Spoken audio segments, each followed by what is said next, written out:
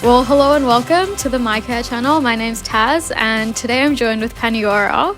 We actually met years ago at a youth conference, and right now he's doing everything and anything leadership, all things community and youth driven. And I'm so curious to hear what his uptake is on coronavirus and what's happening in Sydney. Hi, my name's Paniora, and I'm a youth worker.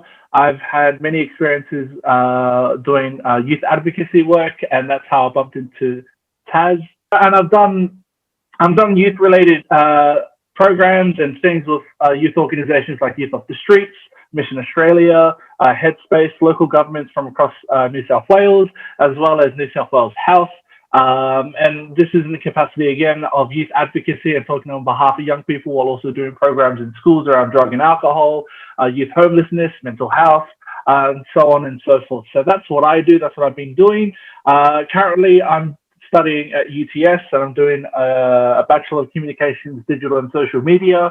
And my background, I do content creation, I do videography stuff, and some social media things, which have really gotten some attention of certain media outlets, ranging from different issues, from social issues like the Black Lives Matter movement that happened in 2020, to disability discrimination that popped up recently in the beginning of this year, and now a trolley, the Australian trolley, and how a lot of Americans are very gobsmacked at the fact that we have some pretty cool features on our shopping trolleys, which they call buggies. I saw that one today. Cars. Was that the stock restocking automated one? No, that's just like, here's an Australian trolley, and this is why we have escalators that look like that. Let me show you why. And then I just put the trolley on the escalator, and everyone in the comment section was blown away. They're like, what is going on here? This is crazy. We don't have this in America. A lot of our shopping malls, we have travelators, not escalators, and there's a reason why. Our travelators look like this. They're flat, but they also have grooves. So if we're shopping and we want to go from this level to the bottom level, and we have our wheels designed like this, they stick in the grooves. Sorry, I have to move it, but they stick in like this. This is what they look like. And you don't need to worry about it. In a nutshell, Paniora is an everything extraordinaire in one man. And I'm really curious to know, you have so much going on, you've been involved in so many things. How do you look after yourself in times of COVID? I don't.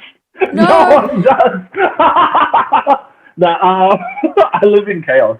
Look, I'm very fortunate enough to have the opportunity to move back home. So I'm with the parents at the moment. This all happened because of COVID. Wow. Because of my citizenship status, I'm not an Australian citizen, so I wasn't able to get JobKeeper, nor was I able to get Job Seeker. The only option that was available to us New Zealand citizen visa holders were our superannuation. So I had to pull that out, which isn't necessarily a great idea to do if I wanted to accumulate wealth and then retire when I hit a certain age. But it did help. It did help ride the wave, but only for the first couple of months. And then I managed to get some support and do some side jobs. It was extremely tough to juggle work, study, and living, especially during COVID. And I'm very, very confident that I wasn't the only one that's been through this. I think just being close to family and close to friends during this time really helped my mental health. And then being occupied with other hobbies to fill in the gap while I wasn't working definitely helped. So for those who are listening and you're finding it hard to try and focus or try and pass the time, definitely reach out or just start to pick up that hobby that you thought you never had time for now. And now that you do, you can just pick it up and see where it goes.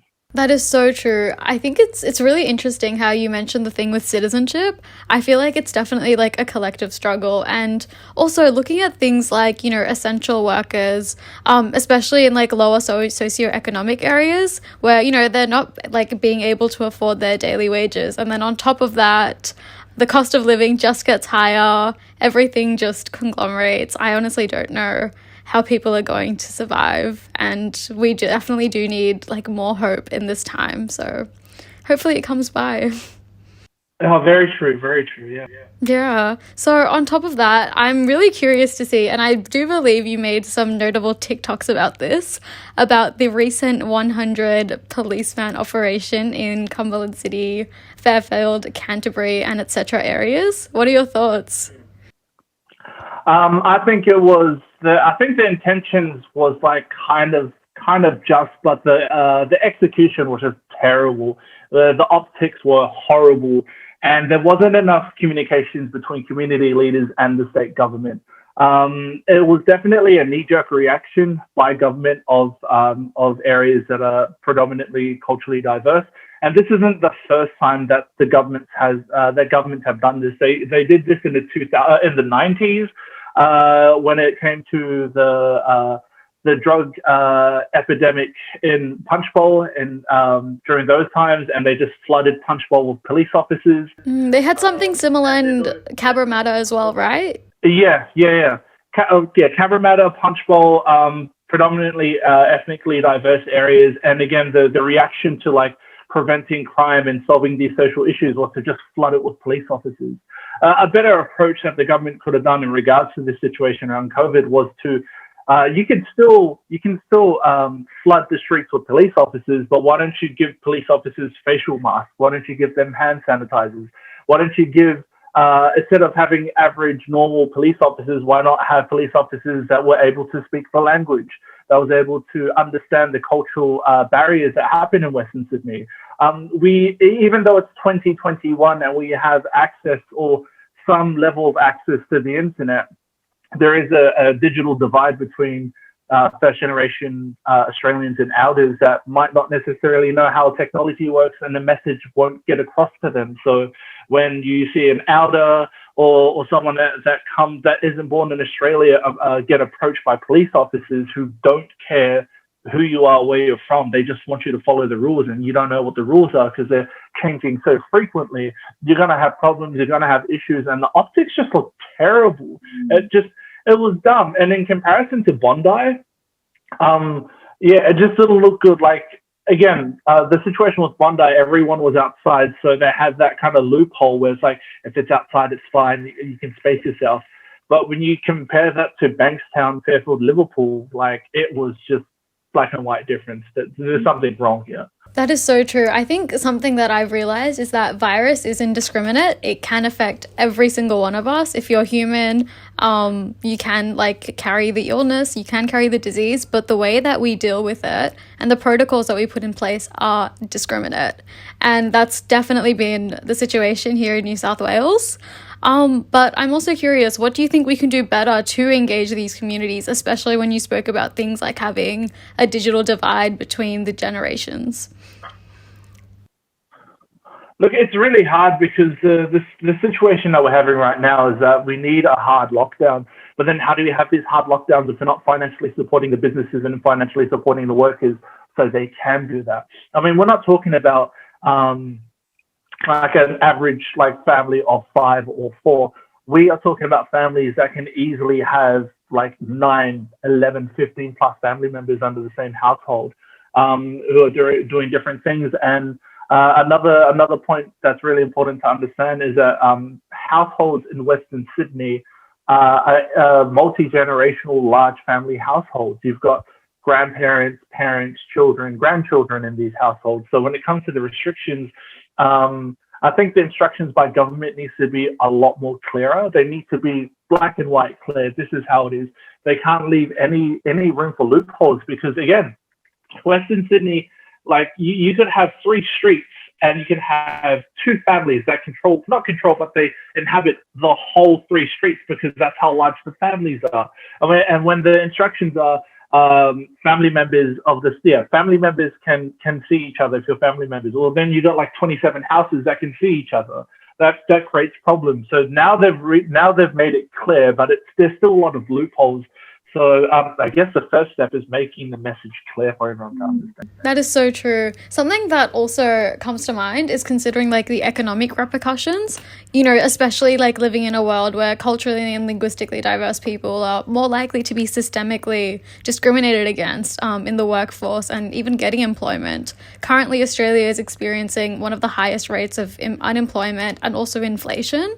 I truly don't know how we're going to manage in these times. And I'm curious to see if the government will actually offer us support. From the looks of it, it doesn't look too good in my perspective. What do you think? Now, I think what would have helped what would have helped the government get the support from the community is to find funding first before making any announcement of lockdown. I understand that they need to lock down really quickly, but you're not going to get the support of the community if they're like, I can't afford to stay at home. I need to work regardless. Like, I've got mouths to feed. And only recently, probably to this week, that they announced that there's funding for it. So it's not a lot of money, but it definitely isn't nothing. It's just that in between, and it's hard, it's difficult. We are trying to do what we did last year with no JobKeeper. That's what we're trying to do, and That's I don't know if extraordinarily difficult. I can't even imagine like how exponentially the lives of so many people are going to be affected. Especially also looking at things like mental health. It's great that the government announced more funding for mental health services, and I do hope that, you know, being in isolation for such a long period of time actually lowers the taboo around these conversations. What's your experience been like in dealing with mental health and young people? I think because of the lockdown, the pandemic, there's been high rates or increased rates of domestic violence, increased rates of stress. So I'm not surprised that the rates of mental health issues are just skyrocketing because of this. And this is and that's not even including young people that are homeless, young people that have been kicked out, young people that are still trying to find a place and they're couch surfing from place to place.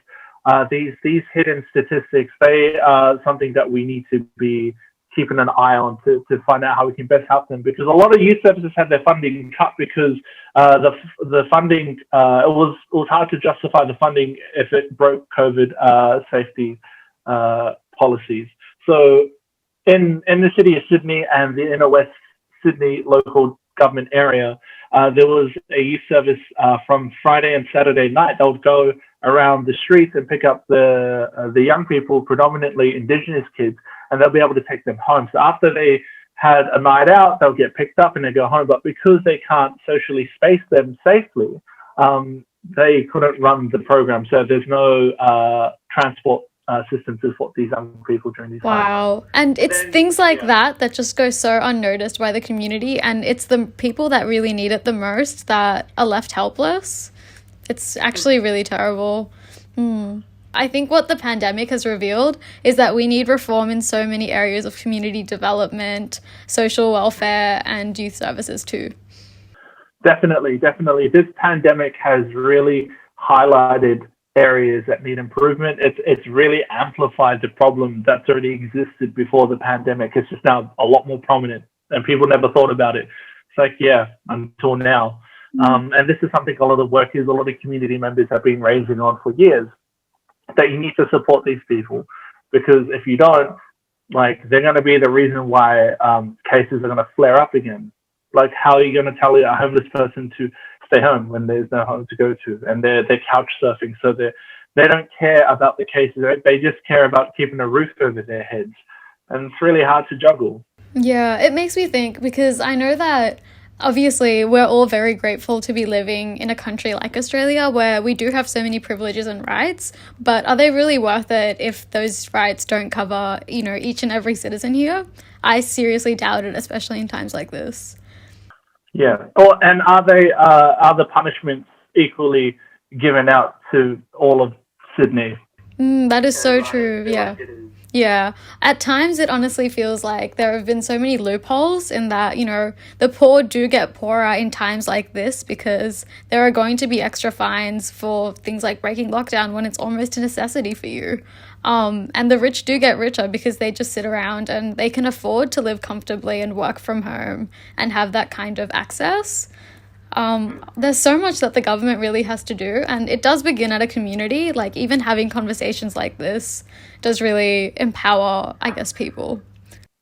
Yeah, I think it's also really important to understand that Western Sydney, and I called this out in December last year, during the Northern Beaches cluster, is that out of all the areas that could possibly get a cluster, I would rather have it happen in the Northern Beaches, because they have the best possible chance at bouncing back really quickly than anywhere else in Sydney. You can lock down the Northern Beaches with 3 roads, just 3 roads, you can lock the whole area down. You can isolate them. The socioeconomic area, the level of access to health resources, the fact that they're quite affluent. They have the means and resources to be able to bounce back. If this was to happen in Western Sydney, it would absolutely devastate us. You cannot lock down Western Sydney. There are so many roads. There are so many cultures, so many language barriers. There are so many things that would amplify the rates of cases that would happen. That's why it's very scary. And I think a lot of people need to take this serious, especially if it's clustering up in Western Sydney. That is so true. I think it's also interesting to think about things like space and like spatial, I guess, distribution. Obviously, like places like the northern suburbs have homes where there'll probably be like, a 3 or 4 people member family inhabiting like a 2-bedroom, like a 2-story, 4-bedroom house. No worries about cost or anything like that. And obviously there's a massive disproportionate difference when it comes to Western Sydney, and you're seeing such high rates of concentrations on streets and suburbs.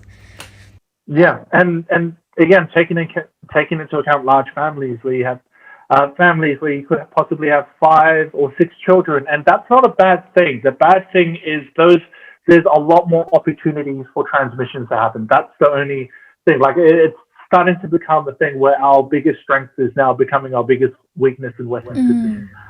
Yeah. Wow. Okay. Wise words. I'm going to be reflecting on that last sentence for a while. I don't think I had any more questions, but I want to thank you so much for your time today.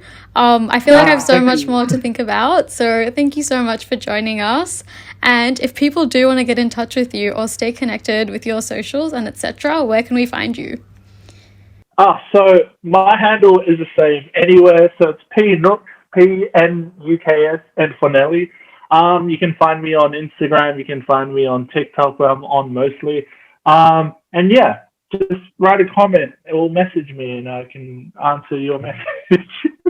But yeah, that's where you can find me.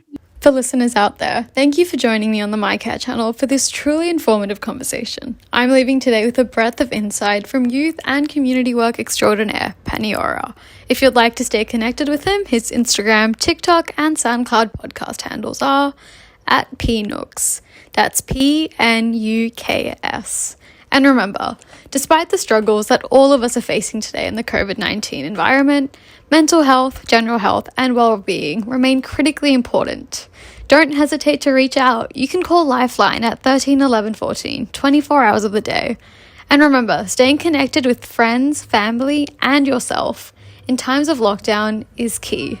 If you want more informative insights on how the virus is affecting diverse communities and demographics, alongside healthcare information for the everyday Australian, stay connected with us at the My Care channel on our Instagram, Facebook, and Twitter pages. That's @My Care channel. Until next time, this is Taz from the My Care channel.